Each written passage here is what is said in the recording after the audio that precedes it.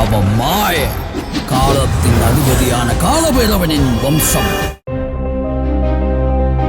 மதுரை ஜெய்ஹிந்த்புரத்தில் உங்களை தேடி உங்கள் ஊரில் திட்டத்தின் கீழ் மளிகை கடை, மருந்து கடை உள்ளிட்டவற்றில் மாவட்ட ஆட்சியர் சங்கீதா ஆய்வு மேற்கொண்டார். அப்போது தடை செய்யப்பட்ட பாலித்தீன் பைகளை விற்பனை செய்த கடைக்கு 2000 ரூபாயும், பள்ளி அருகில் சிகரெட் விற்ற கடைக்கு 2000 ரூபாயும் அபராதம் விதித்தார்.